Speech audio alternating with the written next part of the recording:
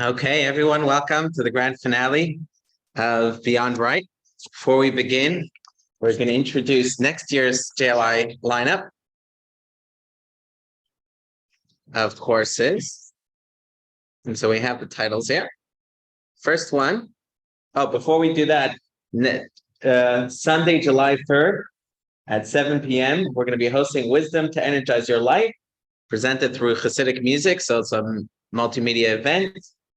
And there'll be dessert served, and that will take place here. And this is a little trailer about that movie, about the event.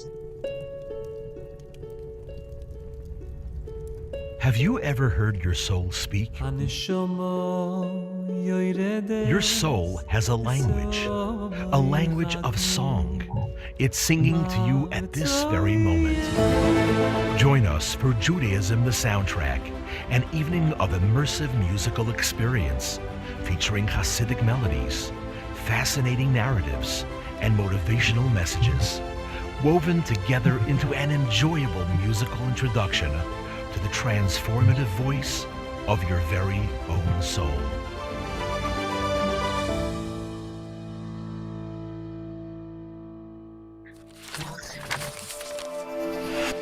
Yeah, it's a film, but there's also a class that's woven into the film that I present during the. Okay. Okay, now this is our 2022-2023 JLI lineup. So in the fall, we're going to be presenting My God, 26 of the most common questions about God. What is God? Is it a he? Is it a she? Where is God?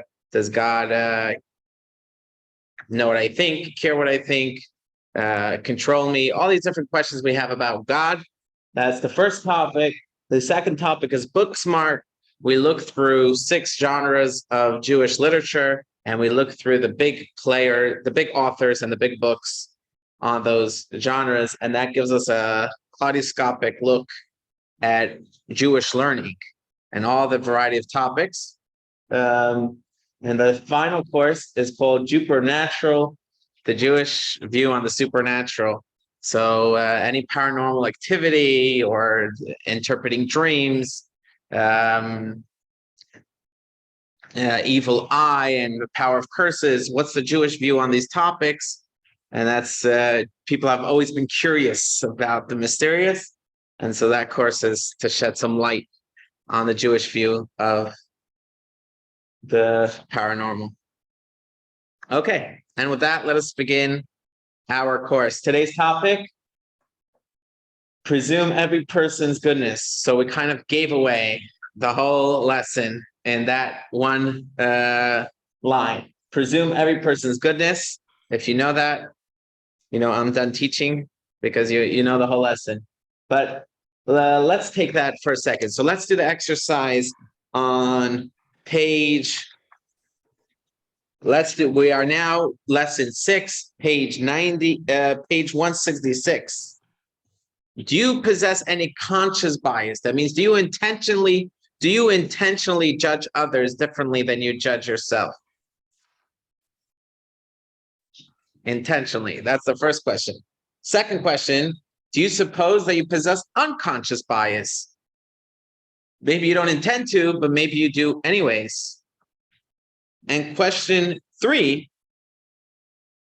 do you consider certain biases positive? Are there any biases that are actually healthy to have and good and positive? And if yes, provide an example. So this is going to be the exercise to get our juices rolling, our brain juices rolling, to think about bias. Anyone here intends to judge others in a different standard than they judge themselves? Anyone here intentionally? Anyone a yes? Okay, everyone's silent. So yeah? Yes.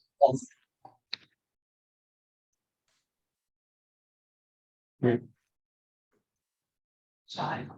Hmm. Certainly, the greatest. And I was listening to myself, judgmental, and was in this moment. I mean, I would have done it, but I've done things and some people judge me. I didn't say something. So, but was that intent? So you became aware that you're judging her at a different standard than you judge yourself? Is that correct? Or do you also hold yourselves to that high standard? Okay. Change my judgment. Honestly, no way. It's just a bottom. Well, for the Zoom, for our Zoom guests, our Zoom students, how's my audio? Is my audio picking up? It's good today. Oh.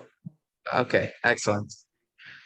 Okay, Stan, take it away. Okay, I would talk about, for example, when I go to New York City, as I walk by people, I keep an eye on who is around me and try to judge who may conceivably be a predator that you have to be wary of. In this day and age, there are crazy people out there, and you need to be aware and conscious of that in order to survive and stay healthy. Okay, very good. Okay, fine. So let anyone have, okay. So we're going to look at two definitions of biases, describing the term, a bias, prejudicial bias. The term bias. So we have the Oxford definition and we have the Merriam-Webster definition. That's text 1A and text 1B, and they're different. So pay attention to see if you notice the difference. So first, the Oxford definition: prejudice in favor of or against one thing, person, or group compared with another, usually in a way considered to be unfair.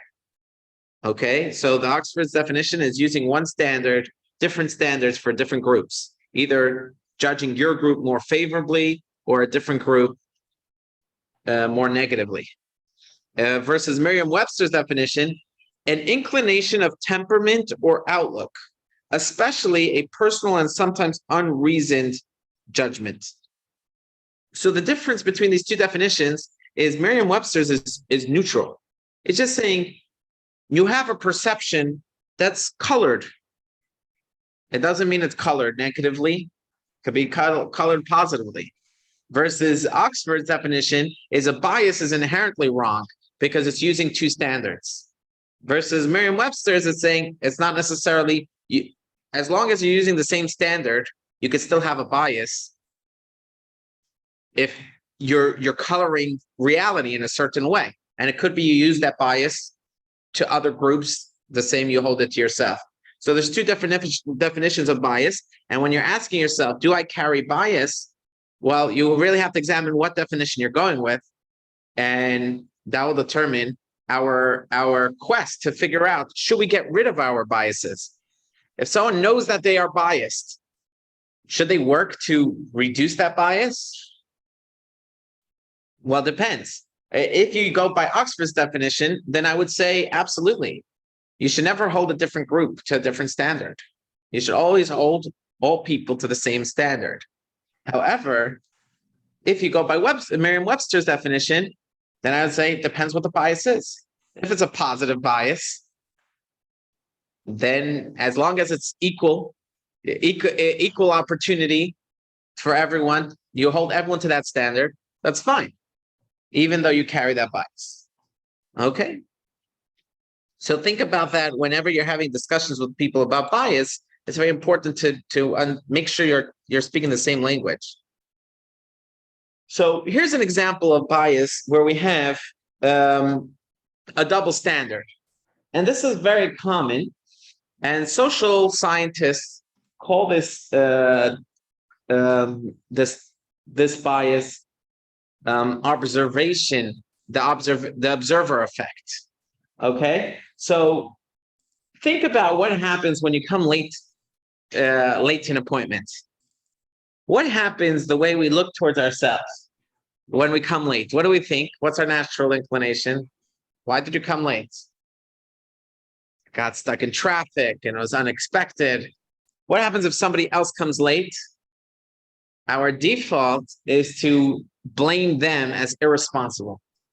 They're irresponsible. They don't care about others. And this is one of the largest biases that people have towards themselves. Everything they do wrong is situational. It's not, I'm a great guy. The reason why I did this or that, I was stressed out. I was overwhelmed. Someone pushed me the wrong way. The traffic. We notice all the things that lead and lead to us behaving in this way. Versus others, we hold them to a different standard and we tend to blame them for what happened wrong. Anyone can relate to this? Okay. You know, the common thing, I like if someone's late once, So science have studied and they found even when lacking any information, people assume about others that it's their character. It's their character. And we're going to look at an interesting exercise to where what happened was, okay, let's first do this exercise 6.2 and try to match the words here. So the following chart lists 4 fairly common personal lapses or negative occurrences.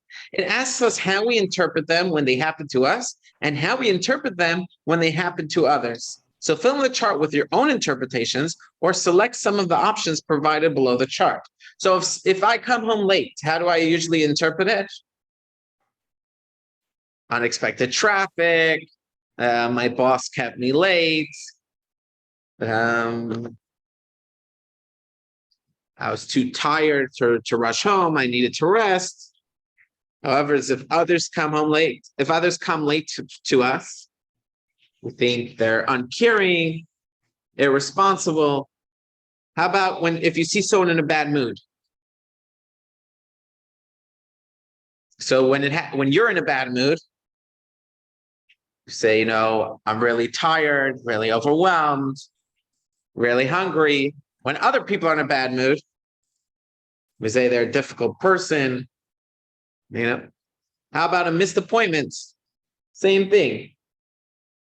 This person is disorganized versus if it happened to me, you know, you gotta have a positive.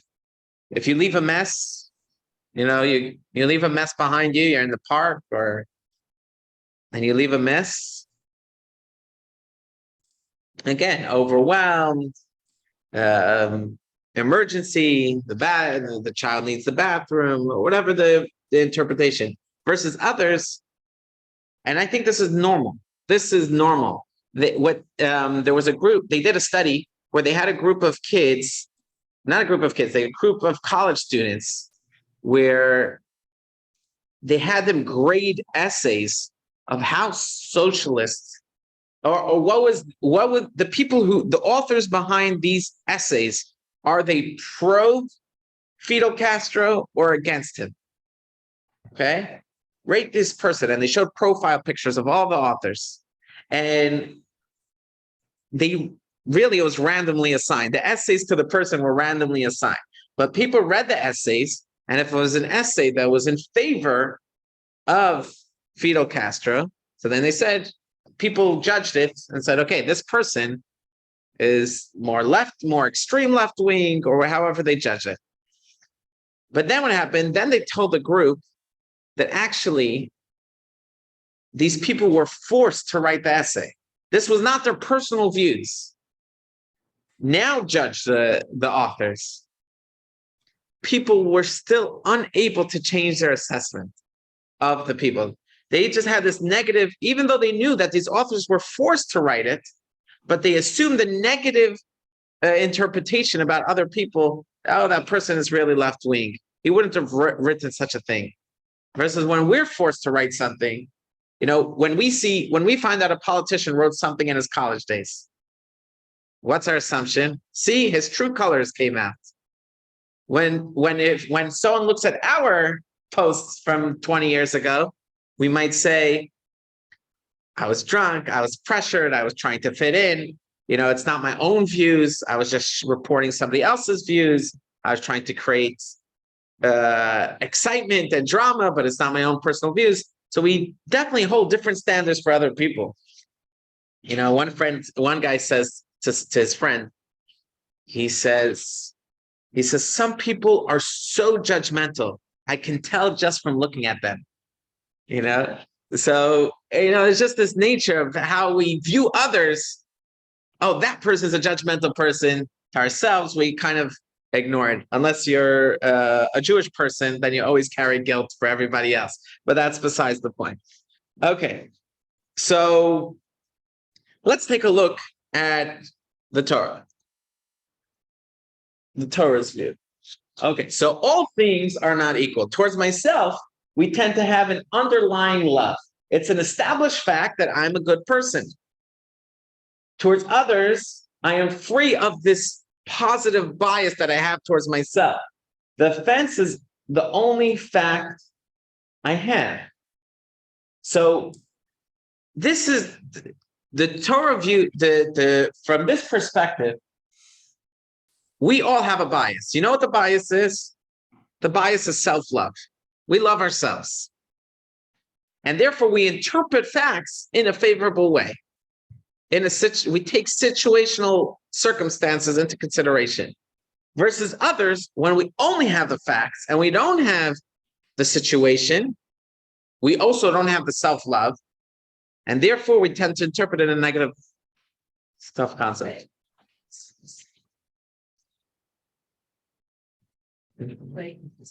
No, this is not scientific. What do you mean? Say again.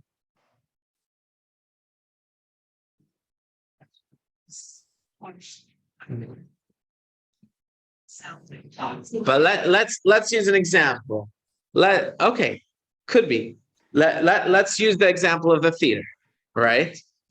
How instinctive was it for you to interpret that this lady actually has no air conditioning at home, and she's really at the theater just to get some air conditioning, and it's really a choice of her having her child at home with no air conditioning, or providing air conditioning for her 3-year-old child? How instinctive was it to offer that interpretation? Non-instinctive, right? Versus ourselves, we were more likely to come up with such an interpretation about what?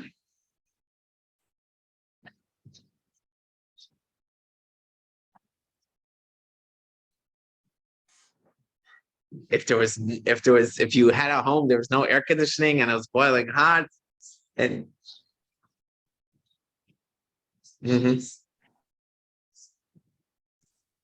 right. So you're saying you're the only thing you're suffering from is a lack of love of yourself. That's what you're saying. You're saying you judge yourself critically also. You don't.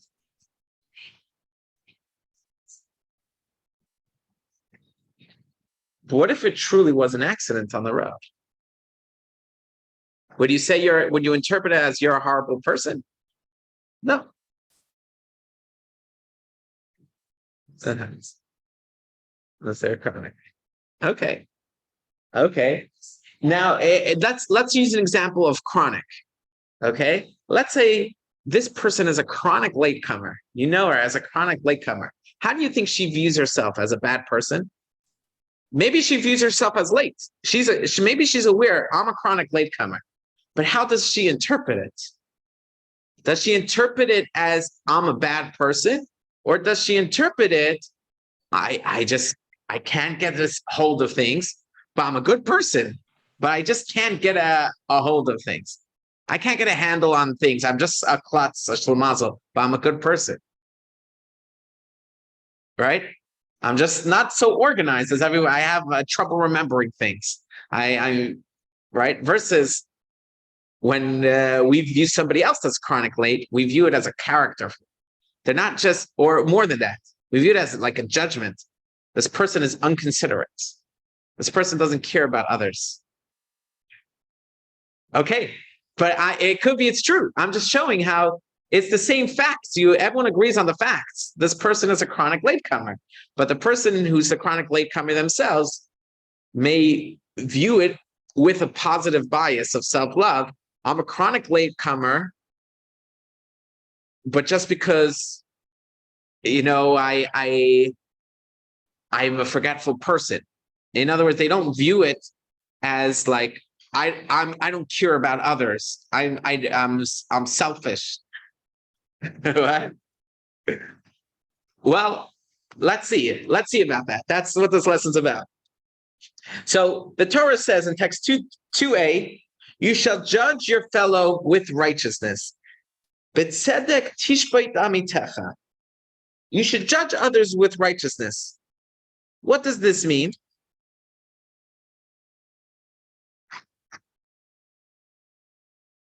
Give me a second.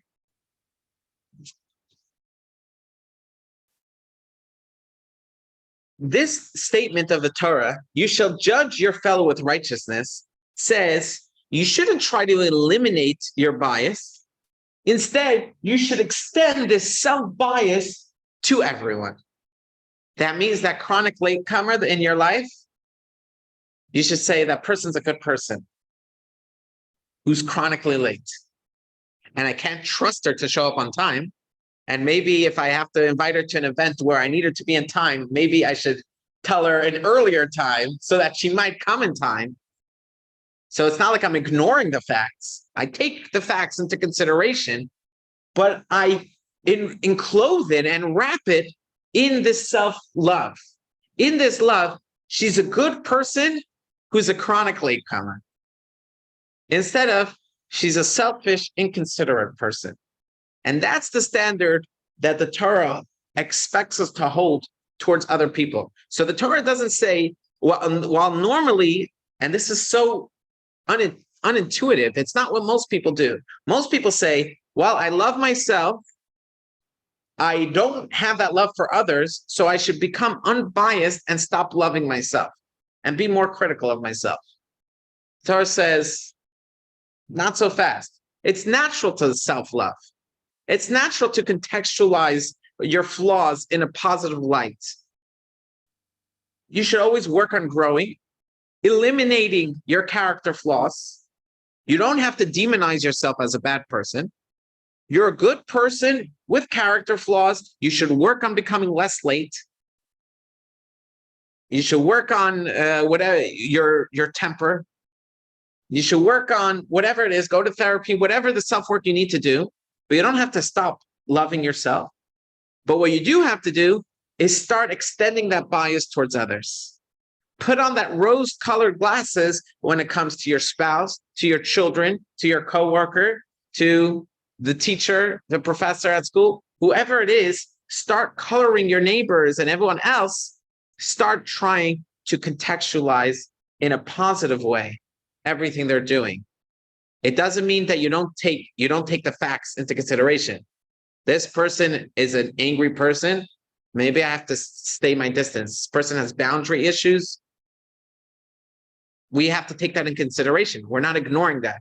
All we're saying is, but this person is not a bad person. This person is just going through a hard time or going through, however, with the same self-love that we show towards ourselves, we should extend that to others. It's easy for us to do it towards our children. When our children do something wrong, he's just, it's his energy, his a curious energy.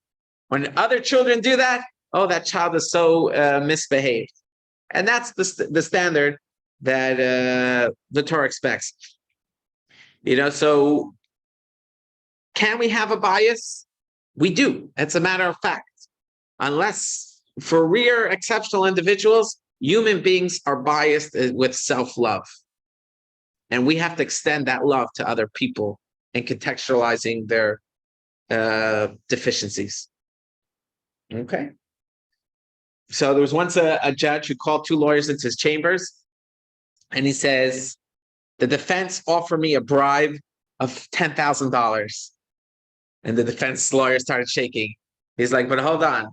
The other side offered me gave me a check of $15,000. So the judge wrote out a check of $5,000. He said, here you go. Now it's equal. Now I can judge, objectively.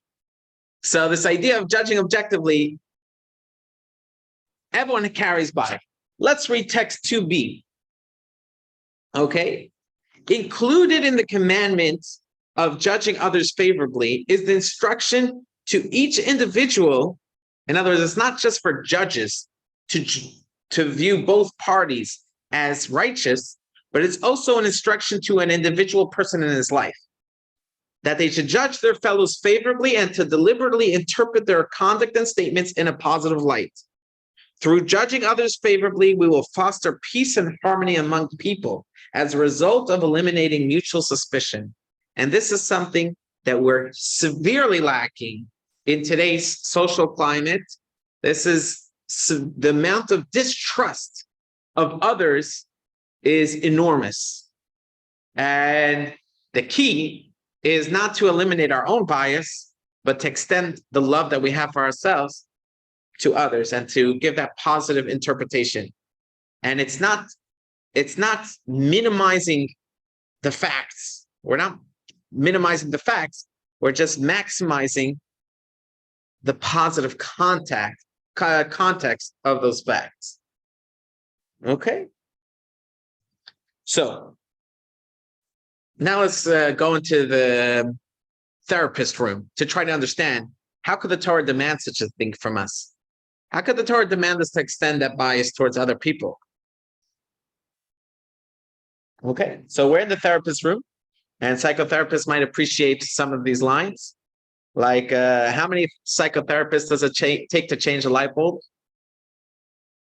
Anyone, you heard these jokes? What's the answer? That's right. The light bulb has to want to change, right? Or how many psychotherapists does it take to change a light bulb? Just one, but it'll take 9 sessions. Or how many psychotherapists does it take to change a light bulb? Well, how many do you think it'll take, right? So now we're in the psychotherapist chair, and we're trying to understand, what are humans at their core? What are humans? So we have Sigmund Freud on one side, and we'll take a look at text 3. And to summarize his perspective, men are not gentle creatures who want to be loved and who at the most can defend themselves if they are attacked. They are, on the contrary, creatures among whose instinctual endowments is to be reckoned a powerful share of aggressiveness. I'm not even going to try to read the Latin. Man is a wolf to man, who in the face of all his experiences of life and of history will have the courage to dispute this assertion. So Sigmund Freud says, look at history. Look, men are aggressors. Humans are aggressive. That's their nature. Their nature is not peaceful and loving. You want peaceful and loving? Look at sheep. You want to look at the core of the human condition is aggressiveness. Some people can overcome their aggressive nature and become more civilized, but that is not their nature. That is a learned trait to become nice, socialized, civilized people. But then we have an opposite view. We have a view of Carl Rogers in text 4. One of the most revolutionary concepts to grow out of our clinical experience is the growing recognition that the innermost core of man's nature, the deepest layer of his personality, the base of his animal nature, is positive in nature, is basically socialized, forward-moving, rational, and realistic. Okay, from his experience in the clinics, people are basically socialized, forward-moving, rational, and realistic. They can be taught to behave otherwise. Now, which view do you identify with? What? Yeah, you see that from your life experience? People are mostly rational, people who act rationally at the core. Right. What is at the core? Right. Practically, people can learn bad behaviors. Fine. Okay. So now we're going to take this into the legal sphere, and we're going to see how this plays out in the legal sphere. So in secular law, we know that there's an idea called presumption of innocence. Okay, if people, you don't throw people in jail unless you have evidence that they did something wrong. You cannot just make a claim that person's a bad person, throw them in jail. You need to bring proof and evidence to demonstrate that that person is guilty. There are texts. Let's read it in text 5. This is just a sample, but you can read it in every state has their own jury instructions. But this is a sample jury instruction from the Massachusetts District Court. The law presumes the defendant to be innocent of the charge against him. This presumption of innocence is a rule of law that compels you to find the defendant not guilty unless and until the Commonwealth produces evidence from whatever source that proves that the defendant is guilty beyond a reasonable doubt. This burden of proof never shifts. The defendant is not required to call any witness or produce any evidence since he or she is presumed to be innocent. The presumption of innocence stays with the defendant unless and until the evidence convinces you unanimously as a jury that the defendant is guilty beyond a reasonable doubt. It requires you to find the defendant not guilty unless his or her guilt has been proved beyond a reasonable doubt. So this jury instruction seems to say, hey, Americans or civil law, secular law, tends to view people as inherently good. But that's not the case. It really is just, and as the Supreme Court ruled, it's really just an assumed innocence. We don't presume that he's innocent. We assume that he's innocent just to protect us from wronging people. In other words, really, we don't know. We don't assume anything. We don't assume people are good or not good. Merely for the case of putting them in jail, we presume their innocence. But we don't assume people are good or not good. People could be bad, but as long as they don't break the law, we won't throw them in jail. And if they did break the law, you have to prove that they broke the law. So that's all it means. It's not talking about the nature of people. However, Jewish law goes much further and says not only are people innocent of crimes, but they're actually righteous. They're good people. And we're going to see in the next few cases how this plays out. So for the next concept, I want you to know a little bit about kosher law, kosher dietary law. If you eat fruits and vegetables, for the most part, fruits and vegetables are kosher as long as they're not bug and worm infested. Fruits and vegetables are kosher, especially if they're not from Israel. If they're from Israel, it gets more complicated. But you buy them anywhere in the grocery store outside of Israel, kosher. What minerals? Kosher. Candy, sugar, usually kosher. But once it gets to meat, if it's a living animal, you cannot eat it. It's not kosher. If it's dead, it's also not kosher. If it's not one of the kosher species of animals, it's also not kosher. There's very few products that are actually kosher. What makes it kosher? If it's on the list of kosher animals in the Torah, and it was slaughtered by an expert who knows the laws and knows the technique of slaughtering the animal in a kosher way, so that's the rare exception of meat that you can eat. Rabbi, So what most about the two simanim, split hooves and chewing of the cud? Right. So that's the list. That's the list. It's seven domestic animals and a couple of wild animals. There's not too many animals that are actually kosher. Most animals in the world are not kosher. Right? You need to have split hooves and chew the cud. So we have deer, we have cow, we have sheep, lamb. You know, we have a lot of kosher birds. There are a lot more kosher birds. There's kosher fish, but for animals, there's very few that you can actually eat. From them, even if they're a kosher animal, you cannot eat it while it's alive, and you cannot eat it if it's dead, unless it was killed in a kosher way, in a very humane, technical way. So the expert has to have a knife and cut in a way that it's painless, And the animal dies from loss of blood, not from pain. Okay? And this technique, you cannot really know. In other words, you looking at the animal will never know, was it slaughtered in the kosher way or the not kosher way. You really have to rely on the shochet to make sure that the shochet cut from swiftness and not from pressure. When the shochet, if it's a dull blade, if the blade is dull, not sharp, and then you apply pressure, that will hurt. That will hurt. And I apologize for being graphic, but it's to illustrate a certain point. But when it's very sharp, it's very swift, and there's almost no pain because it's so precise and so smooth. There's almost no pain, but there is a loss of blood and consciousness. Illness or what? That's after. Well, first of all, that's after. There's certain things that it doesn't have to be the shochet. It could be a second examiner who examines the organs, the lungs, to make sure it's kosher. Okay, that's a second job.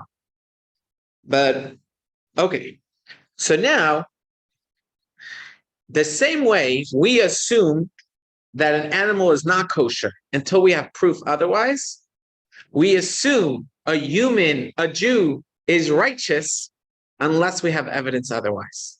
That's the statement in text 6, right? He makes this clear. And we're not going to read text 6, but it's this idea. I'll read the second half. Similarly, Hashem created each of us upright and honest by nature. People retain this presumption of righteousness unless it has been clearly proven that they have chosen to veer from this way of truth and righteousness and follow a deceitful and crooked path. And this is the Torah view of people. People are good.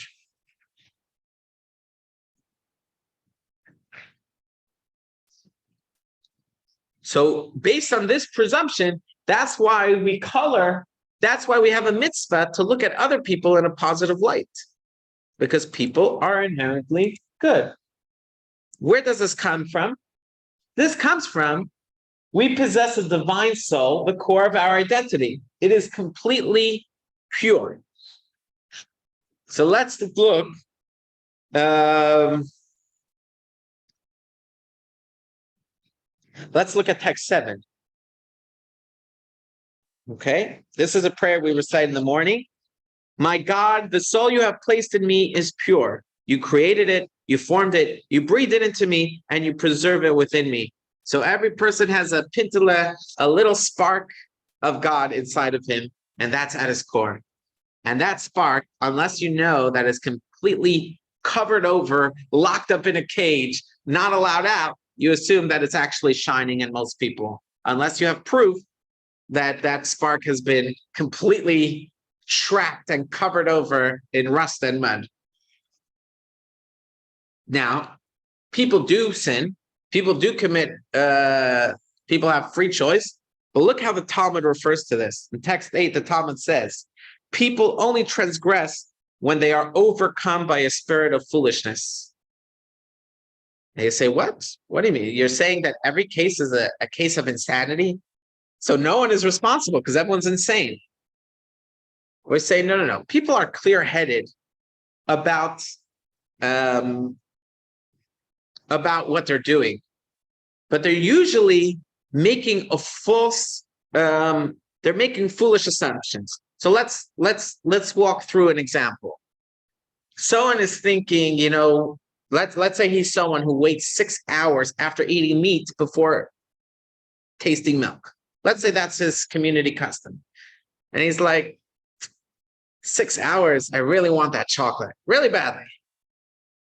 So he eats the chocolate after only 3 hours. What mental gymnastics did he go through before he did that? The mental gymnastics was, I'm still a good person. You think God really cares 3 hours or 6 hours? So he just makes a slightly foolish assumption. No, God does care. Now you say, hold on.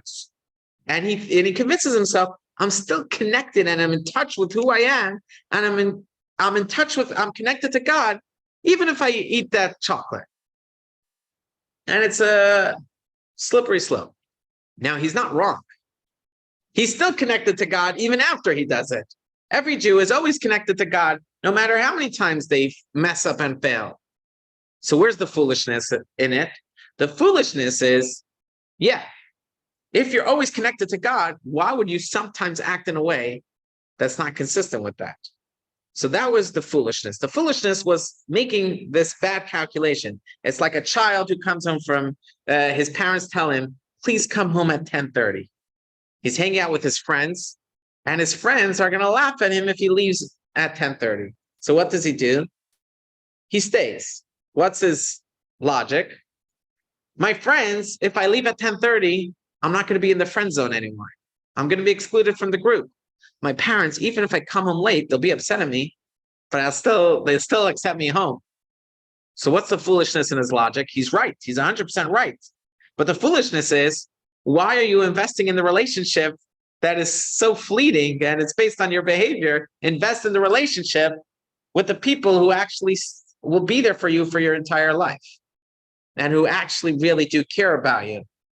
So this is the same premise that Torah has about every Jew. Every Jew is righteous and good. When he does something wrong, it's because he's making some poor calculations, foolish calculations. Is he held responsible for those foolish calculations? Sure. God still loves him? Sure. The people's nature at their core is good. Now we're going to take this. How far do we take this in Jewish law? Okay, so we're going to start off by using ritual cases, because usually in a regular case, you have two people coming to, in a regular civil case, you have two people coming to court, and the judge has to presume both of them are righteous. So that kind of cancels each other out. So we're going to, in the beginning of this class, we're going to use religious law to see this idea of righteousness. So let's look back at our case of meat. Imagine the way things used to work in the old times, before you got your kosher meat shipped to your local shop, right? Well, in those days, the shochet would come to town, slaughter the animal in front of you, and you would take it home. You would, that's how the name kosher salt on the boxes. It's not because that salt is more kosher. It's because it used to be, until like 10 years ago, Morton Salt had instructions how to kosher your chicken using their kosher salt, because it was the right size for kosher, removing the blood from your chicken, right? So that's how it got the name kosher salt. It was that size that was good for koshering. So put yourself in that environment, okay? And imagine you're put on your rabbi glasses. Now you're the rabbi for the day.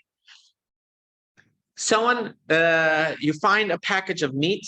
It's unlabeled. It doesn't say if it's kosher or not kosher. What do you assume about this meat?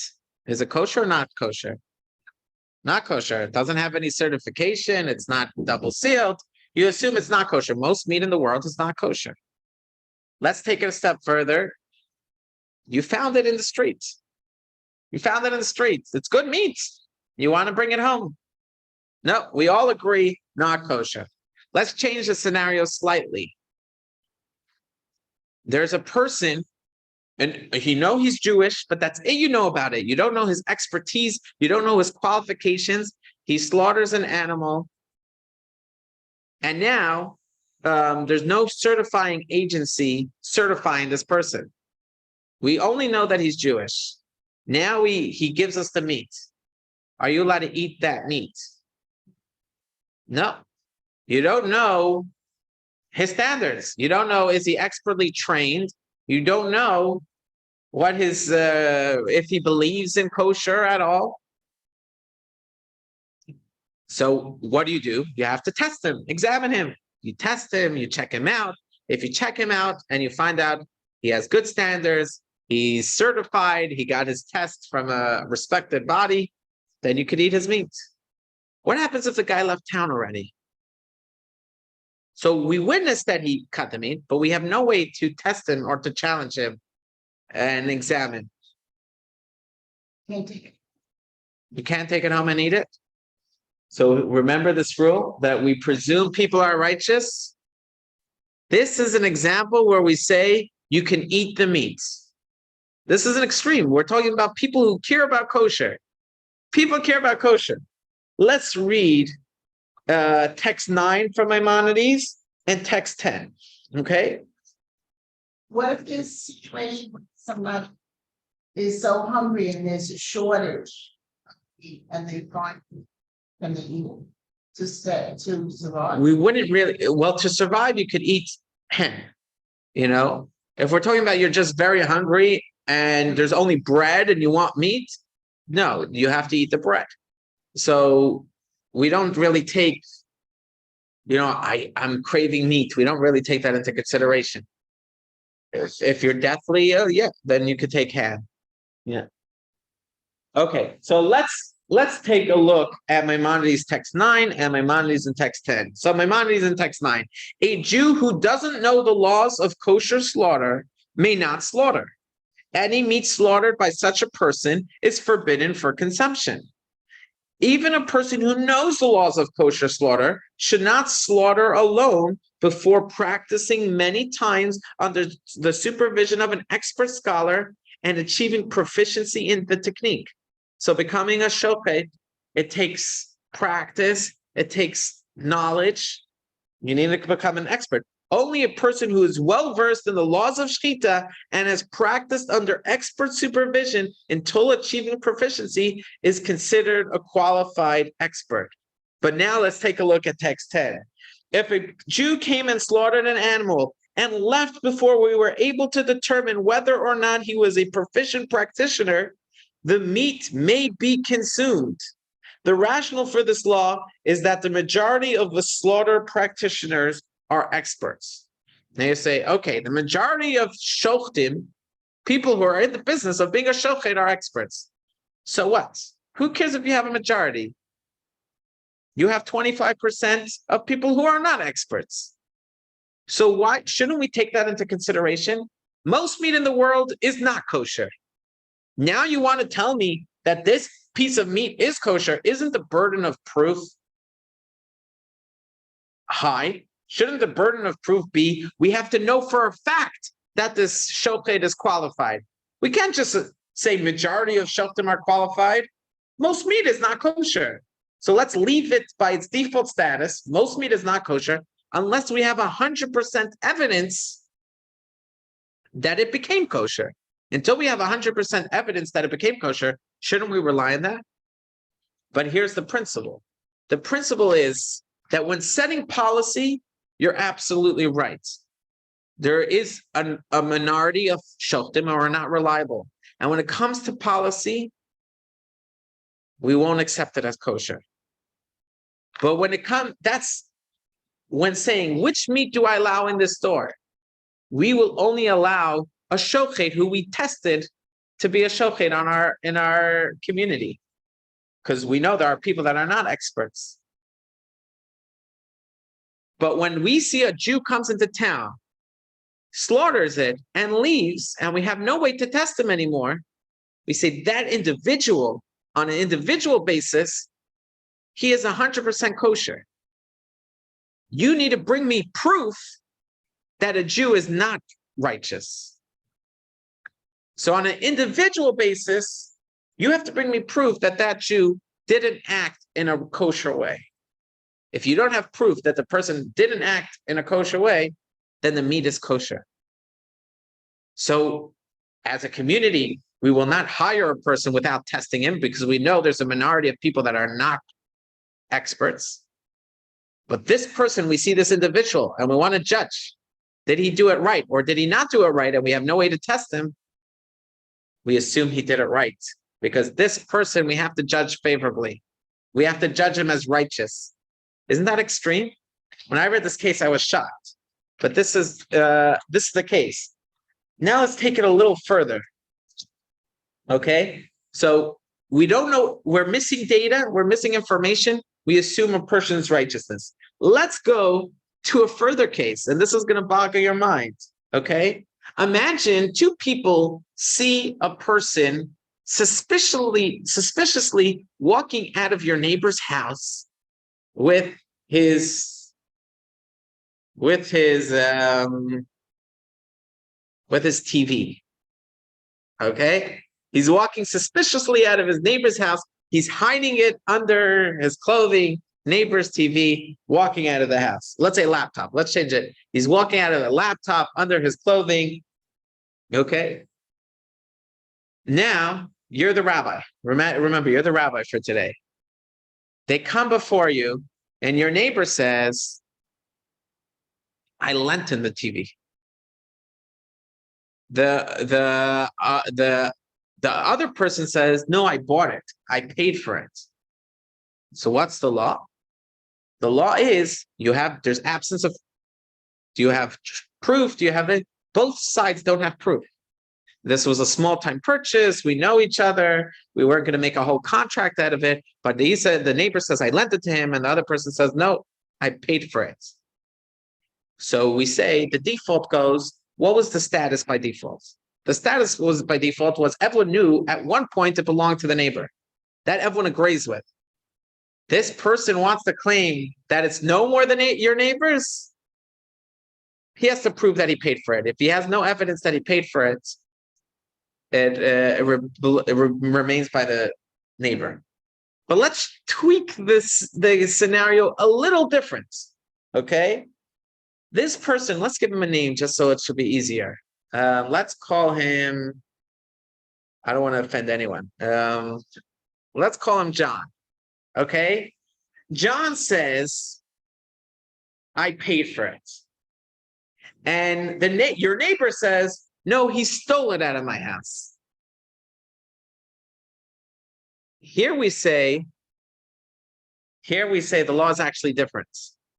If your neighbor's claim is that he stole it, do you have evidence that he stole it?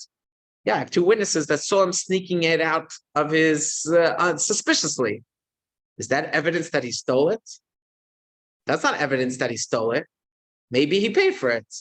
Just because he's claiming he paid for it. So what's your intuition? So I already gave it away, but the law is, in such a scenario, we say, hold on. John is holding on to the laptop. He's saying it's his. Your neighbor wants to say that he's a thief. The burden of proof is on your neighbor to prove he's a thief, because people are righteous by default. And unless you have evidence that he's a thief, he keeps it. You see that? It's so interesting, because when John said, I paid for it, and that your neighbor didn't accuse him of being a thief, your neighbor just accused him, no, I lent it to him. There we said, okay, John has to give it back unless he proves he paid for it. But as soon as we added this element where then your neighbor is accusing him of being a thief, we said, no, people are righteous. You have to bring proof that people are not righteous to take them out of that. This is how far we go in presuming righteousness. It's not just presuming innocence, it's presuming righteousness. If we were presuming innocence, so we'll say, okay, yeah, I presume John is innocent, but I also presume that your neighbor is innocent. And the neighbor had it first. So unless we have evidence that the status changed, we won't change the status. My Zoom crowd, are you guys following? You guys understand? Okay. Let's take this up a notch. Okay, we're going to make it even more extreme. We're going to change the scenario. Rabbi, can I ask you a question, Rabbi? Sure. What happens with walking over and asking, saying, I see that you're with this TV. Can you evidence to me that you purchased it? He says, I bought it. Can you show me that you purchased it correctly? What would be wrong with that? No, you could ask him. We're saying as a court. Will the court take it out of this person's hands? He's holding on to it. John Doe is now has the TV set up in his own house. You're allowed to confront him. Definitely confront him. But if he sticks to his story, he says, no, I paid for it. I walked out of his house, I paid for it. Prove it to me. Show me evidence. You're accusing me of a thief? The burden's on you to prove that I'm a thief. Because people are presumed righteous. You're presumed. Now, if we didn't make that claim, if the claim wasn't that, if the claim was, no, you received it, it's in your hands in a kosher way, but that kosher mechanism wasn't a sale. That kosher way was, I lent it to you. Okay, fine. So you're an innocent person who now you have to prove that you actually didn't just borrow it, you actually paid for it. You know, let's amp it up a notch to a more extreme case. Okay, let's just go through these slides. Okay, righteous possession. Even if the circumstances are highly suspicious, we cannot presume a person to be a thief. Secular law doesn't. It's whatever the jury thinks, right? If the jury thinks a guy is suspicious, that could be enough, right?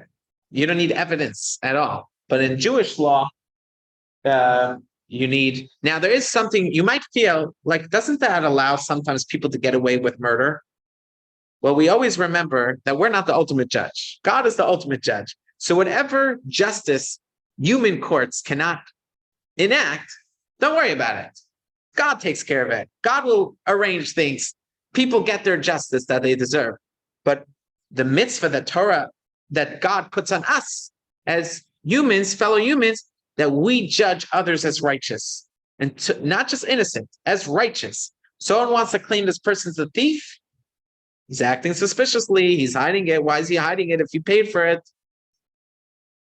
He says, I didn't want to create a scene. I didn't want people to get jealous. I was afraid of ayin hara. People see I have a big TV. He can make up whatever claim he wants and keep the TV.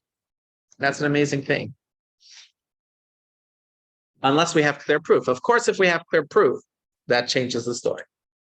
Let's go to the next case. So to do this, we have to introduce a story, and this will set us up for putting on our rabbi caps. So here's the story in the Talmud, text 13. A lot of names in the story. Okay, Rabbi Gidol attempted to acquire a certain plot of land, but Rabbi Abba preempted him and purchased it. I don't know what it means he preempted it. Maybe he was able to get the financials in order quicker. He had more connections. Maybe he literally just ran faster and got to the owner first. Somehow he preempted him. Rabbi Gidol, who wanted to buy it first, he was the first one who wanted to buy it. He just wasn't able to get there in time, whatever that means. He complained about Rabbi Abba's actions to Rabbi Zera. And Rabbi Zera relayed this complaint to Rabbi Yitzchak Nafcha. Now, Rabbi Yitzchak Nafcha told them, Rabbi Gidol, Rabbi Zera, guys, let's wait until the festival, because Abba is going to come visit for the festival. At which point, I'll discuss the matter with him. Okay. When Rabbi Abba arrived, Rabbi Yitzchak Nafcha asked him, what is the law in a case whereby a poor person moves to acquire an ownerless loaf of bread that he found, but someone else came along and ran and got the ownerless bread first? So Rabbi Abba said, the one who took it away is referred to as wicked. Rabbi Yitzchak Nafcha pressed Rabbi Abba, if so, why did you act in this way?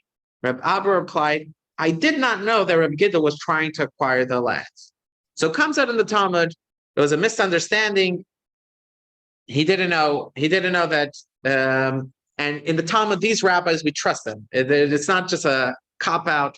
We trust them. He literally didn't know that Rabbi Gidol was interested first. Had he known, he truly would have let Rabbi Gidol get it first. Now, when you preempt a poor person and take the bread, is it yours legally? Sure, it's yours legally. You're just not a nice guy. You're a wicked guy. Same thing. Someone preempts someone else who's trying to buy the house. Yeah, it's your sale. You own it, but you're a wicked guy. Okay?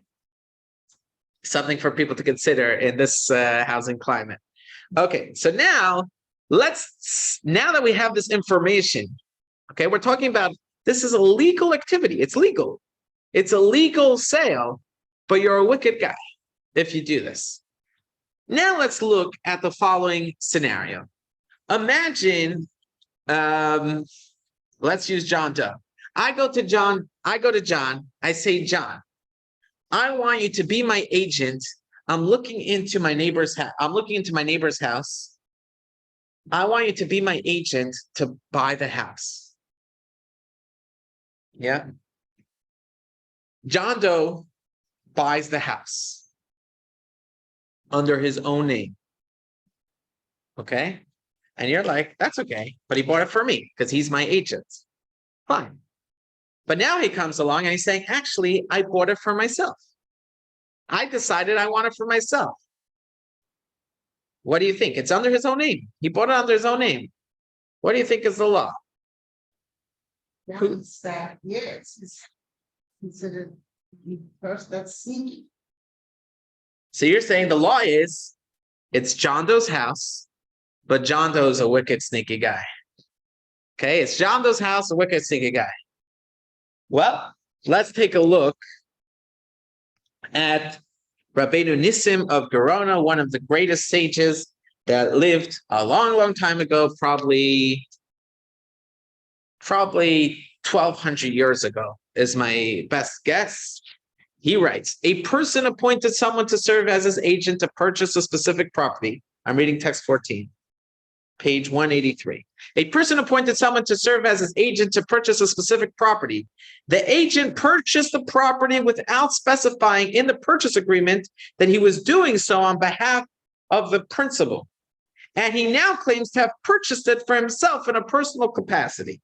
The law is that we reject the agent's claim on the grounds that the Talmud labels such an action as deceitful conduct, and we operate under assumption that the remnant of Israel will not commit an injustice. What are we saying here? We're saying, John, when you purchased it, we assume that you did it in the most upright way. You purchased it on behalf of the one who sent you, the principal. Now you're having a change of heart. You're having a lapse of, now you decided you're jealous, you want it. We don't believe you. Not because we believe that when it was done, it was purchased on behalf of the principal. Because a person, the evidence in the case is, he hired you to be his messenger. People are good and do what they would not do things immoral. So the evidence is that you bought it on behalf of the principal. That's the evidence. You only put in your name? Yeah, but that's what agents commonly do. Agents commonly only put it in their name, but they're really buying it on behalf of someone else. That is the evidence before us. You want to say that you bought it for yourself against the evidence that you were a righteous person? You have to prove against yourself that before you were an unrighteous person. Bring us proof. If you don't have any proof, we assume that you were righteous beforehand. So we just ratcheted it up a notch. In the first case of our ritual slaughter, all we were saying is, absent all information, we assume the guy is a kosher slaughter, a good shochet. Second case, we ratcheted up. We said, even we have some information. The guy was behaving suspiciously. He was putting it under his thing. Even there, he's claiming he was righteous. We believe him. He's claiming he's not a thief. We trust him he's not a thief until you have evidence otherwise. Now we ratchet up. Even the guy himself is saying, I was a bad person. We don't even believe you against yourself to say you were a bad person previously. We say the evidence is that you're a good person. That's the evidence. It's presumption of righteousness until you prove to us that it's not the case. Until you bring evidence that you bought it, you told other people, you told the guy I'm buying it only on my behalf. Until you explicitly said, I'm not doing it for the agent, I'm doing it for myself. I'm not doing it for the principal, I'm purchasing on my own behalf. If you didn't testify that to anyone during the time of purchase, or you didn't explicitly write it anywhere during the time of purchase, We assume that you did the right thing when you purchased it. And this is something to realize about how we view ourselves. How often do we all view ourselves as flawed, wicked people? We don't realize that Hashem doesn't see us that way. Hashem sees us as good people. But we live in a time when people have such a low self-concept of themselves. So I had a guest who came to my house and he asked me, he says, Rabbi, it's so strange here. Why do you have so many of the Rebbe's pictures in your house? Why do you have so many rabbis' pictures in the house? So I told him what I heard from somebody else, that there's a rabbi named Rabbi Jacobson. And he said this answer. He said, it's really a mirror. When you look at the Rebbe's picture, you're really looking at a mirror. But you're looking at how the Rebbe sees you instead of how you naturally see yourself. Naturally, many people say, I'm a failure. Look how many times I mess things up. I'll never succeed. I can't get things done. I'm not a good person. I'm not someone. Sometimes I do a mitzvah, but that's, I deserve a pat on the back when I do a mitzvah, but that's not my default state. My default state is I'd rather sit around, do nothing, and be lazy on the couch. Comes along the Torah and says, wrong.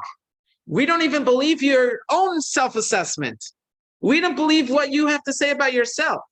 You think you behave it when you did something. You want to say that you did it unkosher? Wrong. We assume that you did it kosher. And that's an amazing, incredible thing that we gain from learning a lot of Torah. When we learn a lot of Torah, we develop this healthy self-concept about ourselves, that we're good people with tremendous potential and tremendous goodness. Now you might say, okay, I don't relate to this at all. I don't relate to this at all. I see people as half good, half bad. We're neutral. Sometimes we do good things. Sometimes we do bad things. That we're internally motivated to do good and constantly be doing only good things. I don't relate to this at all. So just to make it a little easier to swallow, in case you have a difficult time swallowing that you're a good person, some people have a hard time swallowing this concept. In case you have a hard time, we're going to look at text 15. This was an experiment that was conducted in 2015. Okay, what they did was researchers planted 17,000 wallets in 355 cities on every continent except Antarctica. The American segment, conducted in 2015, involved 25 cities, including Albuquerque, Chicago, Memphis, and New York. The wallets, transparent business card cases with contents instantly visible, contain 3 business cards with the male name common to that country. Dmitry Ivanov for Russia, Tono Handrianta for Indonesia, Peter Kiga for Kenya. The American names were Brad O'Brien, Brad Miller, or Connor Baker. Okay. Each business card listed an email address and identified the man as a freelance software engineer, so people wouldn't try contacting employers and would contact the person directly. Each wallet also contained a key and a handwritten grocery list in the native language: milk, bread, pasta, bananas. Some wallets had no money inside. Some had $13.45 in local currency, adjusted to a comparative value for each country. They ran the experiment again in 3 countries: Poland, the United Kingdom, and in the United States, adding big money wallets containing $94.15. Okay, so let's do an exercise here. Okay, and I need everyone's answers. What percentage of people do you think would return the wallet in these 3 different scenarios? So if there was no money in the wallet, there was just the key, the grocery list, and the business cards, what percentage of people do you think return the wallets? 0. But 20%. What do you think? 80%. 0, 20, 80. Stan, what do you think? No money in the wallet. I would say about 70%. 70%. Beautiful. I don't want to disturb Barbara your drive. So if it's not safe, don't answer. But if you think it's safe to answer, no money. How many people do you think return the wallet? Okay, let's go on to the next case. B, there's a small amount of money. There's $13 in it.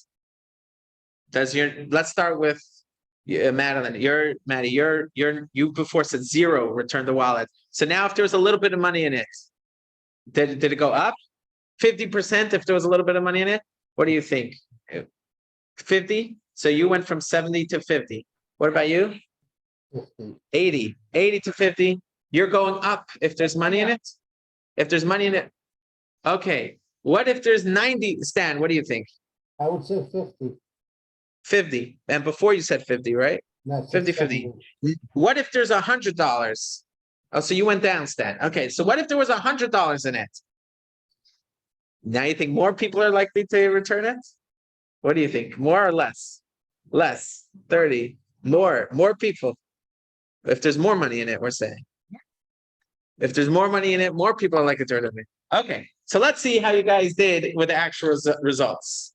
So first of all, you should know, I'm going to look at the second half where they research and they ask people, what do you think were the results? Okay. So let's look what people thought the results were. This was predicted reporting rate, non-expert sample. When there was no money in it, most people thought that over 70% of the group returned it. When there was some money in it, people thought that less people returned it, but still high, above 60%. When there was big money in it, people thought that even less people returned it. It was a little more than half. In reality, when there was no money in it, less than 40% of people returned it. Most people didn't bother to return it. When there was money in it, almost 60% returned it. And when there was big money in it, more than 60%, almost 70% returned it. So what you see from that is that most people are good. When there was no money in it, people felt it's too much work. So the guy's not losing any money anyways. Why bother? But when there was money, their instinct was, let me help the guy out. What you see from this, almost 70% of people went out of their way, and not only they didn't keep it, but they went out of their way to return it. That's an amazing thing. And they did this in so many countries, which shows us that as much as you might be led to believe that most people are bad, it's incorrect. Not even 50-50. Most people are good. They do the right thing. And the bigger the stakes, the more of a mitzvah they feel it is, the more excited they are to do it. And the more money in the wallet, the more they're likely to do it. So this is just evidence of what the Torah says is a fact. You are a good person. The people around you are good unless you have proof otherwise. If they did something bad, it's a bad thing they did. It doesn't mean they're not good. We just have evidence that sometimes they behave foolishly and they deserve to have the consequences of behaving foolishly, but they're still good. It becomes a pattern of bad. Fine. Now it doesn't mean we take away their, unless we might lock them up. But remember lesson 2, where we learned about the person who stole was a career criminal, and we made it easier for him to repent, because we believe that at the core of every person is this righteousness. Some people, they muck it up, they suppress that so much that they become wicked, and you have to bury for miles to find that inner spark. But for most people, they could easily get in touch with that godly neshama that they have within them. Isn't that why rabbis will go to prisons? That's right. That's right. Many people, there are beautiful Jewish organizations. One I know about is Aleph Institute, which goes out of their way to take care of not just the families of prisoners, which unfortunately are often neglected. People say, well, you married a criminal, so you deserve, so obviously they deserve tremendous amount of sympathy, and their children deserve, they're many times they're victims too of the criminal. So the criminal not just hurt victims, but also hurt his own family. But even the victim themselves deserves, is a human being, and doesn't mean, I'm not trying to wave away, be smart, don't defund the police, in my opinion. That's not Chabad's opinion, that's just my personal opinion. But be smart. Okay. The presumption of righteousness is so strong, even if one claims to have done wrong, we disregard that claim and consider him or her to have acted righteously. What percentage of people do you think would return their wallet? People are generally more righteous and moral than we tend to give them credit for. One that judges his fellow favorably is judged favorably by God. And it's a mitzvah to always put things in a positive context. In fact, when I think we mentioned this in one of the first lessons, I don't remember where we mentioned this, but there's a famous teaching from the Baal Shem Tov that says, when you come to heaven, heaven asks you, they ask you, what do you say about what this person did? And how you make the verdict on that other person, you're really certifying against yourself. Because from Hashem's eyes, Hashem contextualizes everything you do in a loving way. So the heavenly court cannot punish you for everything, because you're always just a victim of circumstance. So they cannot really do anything to you. Reb Shimon Bar Yochai said, leave it to me. If I was the heavenly judge, no one would go to hell. Everyone would get off the hook. So what does God do? God asks you to judge your own life, but he doesn't show it to you as your own life. He shows it to you as other people's lives. And when you judge, oh, why did he do that? Why did he do that? You're really judging how you want to be judged. Okay. And that's why in Rabbi Akiva said, when you come up to heaven, you give a din v'cheshbon.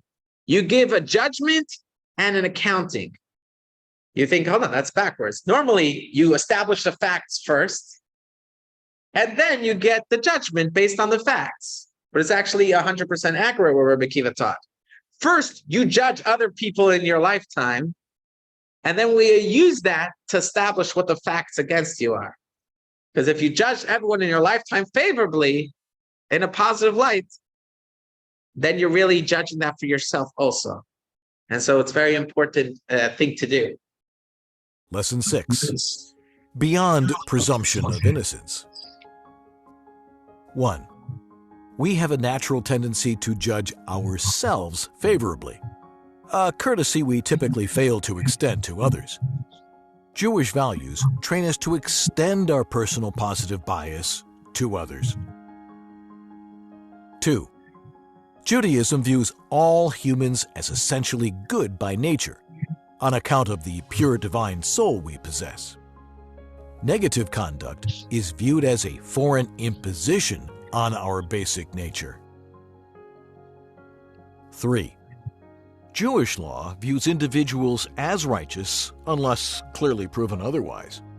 Unknown people are afforded more than the benefit of the doubt due to a lack of evidence. They are treated as certainly righteous based on the positive nature native to all humans. 4.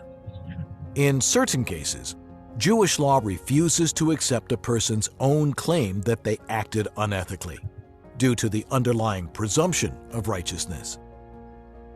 5. Behavioral studies demonstrate that people are typically more virtuous than we assume. 6.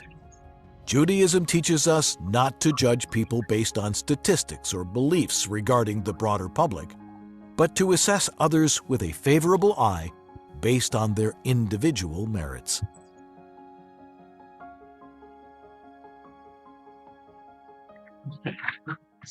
I want to just take two moments. I want to just give you something else to think about, because remember, we're talking about a repeat offender, right? What we think about that. Imagine the shochet, we know the shochet is an expert and knows the laws. In other words, we know he knows how to do it and he knows the laws, but he himself doesn't keep kosher. What do you think about if we tested him? He knows the stuff. We checked the knife. The knife's a good knife. It's hard to make a good shochet knife. It can't be any nicks. It's very hard. He has a good knife. We tested him on the laws, but he himself doesn't keep kosher. Now we're looking at the meat. We have no way if he applied pressure or he did a cut. If he applied pressure, it's not kosher, right? But what do we think? We think that he is a kosher or not kosher?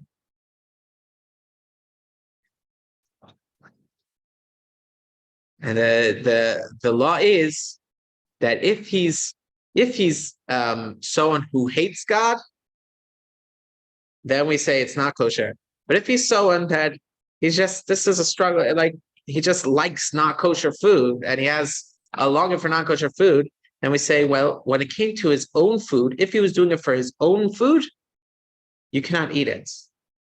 But if he was cutting it for you, we assume that he had the option. He has two choices in front of him. I could either do a non-kosher or I could do a kosher. We assume that he did a kosher for you because you keep kosher, and people are presumed to be righteous until we have proof otherwise. And we assume that this person wanted to do the mitzvah of giving you kosher, even though for himself, he's not careful of kosher.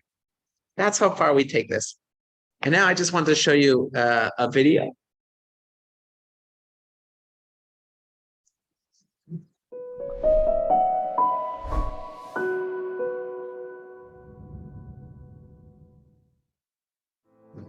Und ich frage noch, wie der Posig bewornt das gleich noch dem. Als Mars Bullen bis die Sache ist verbunden mit der Werte verstehen noch dem. Wie Socher, die Holecho, als auf jeder Inje, was tut in Mischel, verlässt sich nicht auf die eigene Betrachtung. Nur fragt was sagt Teile, sie die seine Bestimmungen und seine Geme Heil Heul. Es entrufen die doch Hassverschollen Kenine von Asoges Gewul und Hassverschollen Adinje, was nicht verbunden mit Jescher. Und Jescher, wie Teile erklärt, was Jescher heißt. Also darf sein, Jescher Bender der Kivo Odom, als nicht nur der weiße Geist hat der Rebestelle mit der Maske, nur sehr tegen, als die Menschen herum sein nicht Masken, als ein Handhoge, sein Hoge Geschorre, als Jescher dicke Handhoge, und unter dem ist mir sicher, wie der Posik es gesagt hat, nicht nur das Marswurden bis die Secho, ist der Loschen in dem gemeint hat, dass es an uns sagt, doch dass es echt eine Haftoche, die Teile sagt zu Zwullenen. Und jeder, was gehört zu dem Mixeya, was ist ein Businessman oder eine Businesslady, als sie wollen haben Simcha in sehr Business und sehr Asoken. Das war was sie haben in Pashtus, weil sie haben die Maximum, was sie können sein. In Profit, in Hasloch, in Wochen, was sie zusammen damit mit dem Minimum, was sie kann sein, dabei Anstrengung und das und nicht auch kein Armes Nefesh dabei, beim hat als Simcha Amitis und hat die Sicherheit in dem. Also sie wird sein beim Echet weiter, wie bald das wie Koomo steht das in den Heimschach. Als und seine Bewegungen, sein tagtäglichen Leben ist in vollen Einstimmung, vollen Einklang mit den Sochers Anweisen, mit der Anweisung von Tero, wo das gewähnt die Mexia, die Sache, mit welcher die Socher sich verbunden mit Lernen, Tero, und befragt durch das, was jeder von so nennt ihn drauf, welches Einteil durch das, was halt ist, die alle Erträge, alle Meses, in welchen wir lernen mit jüdischen Kindern Tero, und wir lernen tegen Tero mit jüdischen Erwachsenen. Und nicht viel Artgediger hat jeder Businessman. Hat sich jeder Tag, a Kolponim, a kurze Weile, welche magisch, macht das heilig in sein Leben, durch was damals lernt Tero, und beschaße noch da, freier Tag, und das ist der Tag von Schabes, oder Jontef, oder Rosh Hashanah, oder der Chlal Tshuvitag, weil damals geht noch mehr dazu, in seines Mann, was geht ab zu Tero, und hat damals nicht nur du fällt nicht bei ihm. In sein Herzloch, in seiner Zeit, was geht ab in seinem Business, der Adrabe, durch was nennt ab noch etliche Minuten. Auf Tero lernen kommt beim zu etliche Choice von Herzloch in seinem Businessleben und in seinem Business. Asokim und sein in der Hatzloche von seinem Business, was der Fall bringt das bei ihm, so ein Simcha Gedele.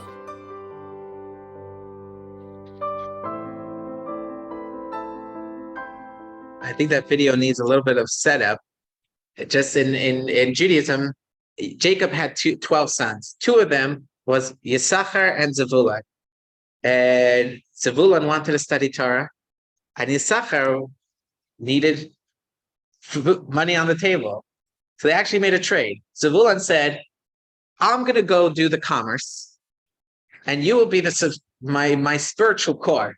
And we'll have this partnership. I'll rely on you for my spiritual core. That means everything I do in business, I'll make sure it's in line with the spiritual values that you are studying and learning. And I'll also pay to help support you so you can dedicate your time for learning. And so the tribe of Yisachar became these brilliant scholars and invented fields of books on astronomy and Torah law and the secrets of Torah. And Zevulun became enormously successful, and they had a tremendous joy in the work that they did. They were always joyful, the tribe of Zevulun. And you think about someone who's in commerce, it sounds like there's so much anxiety and stress, but they didn't have that. They had tremendous success. And the secret was that partnership that they had with Yisachar of always remembering to do things with integrity, with honesty, and always look what would the Torah say about this business strategy? Is this business strategy concurrent with the values that Torah taught us? And so that was a little bit of what we did in this course over the past 6 weeks, was try to look at regular secular law, about civil law, about what people are commerce. What does Torah have to do with commerce? Torah has a lot to say, and it really reflects these spiritual values that have a great impact on our lives. And with that, I invite you all to continue learning online at myjli.com/beyond right. For the lawyers in the group, the code word will be Torah, and stay tuned. I'll be sending out CLE forms for that. And everyone have a healthy and happy summer. And till we see each other next time. Anyone, July 3rd? The next course, just for those that missed in the beginning, then the next course, let me just go to our first slide. Okay, so first of all, we have Wisdom to Energize Your Life. That's on Sunday, July 3rd at 7 p.m. That's a beautiful presentation we're going to have. Okay, presented through Hasidic music. And then we have next year's lineup. The fall course is My God, 26 questions that you had about God and that you realize your kindergarten perception of God is not good enough and you want to upgrade it.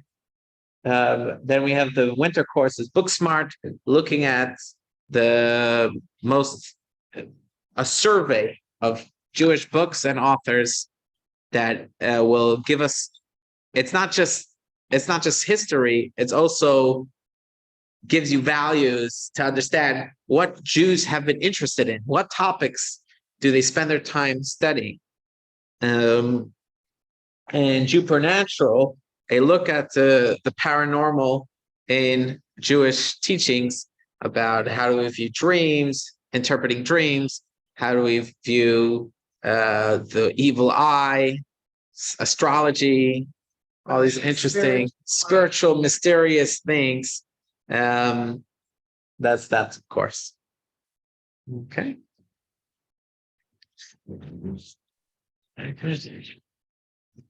Stan, It's a very, miss very you. good course, Rabbi. Thank you. Yeah, I'm amazed. You came the first one, the first lesson you came unsure, and then you stayed for all 6. Amazing. It was That's a very big enjoyable. I learned a lot. Thank you very much. Have a good night. See you Good Sunday. night, Rabbi. Thank you. My pleasure. Have a healthy and happy summer. Same to you.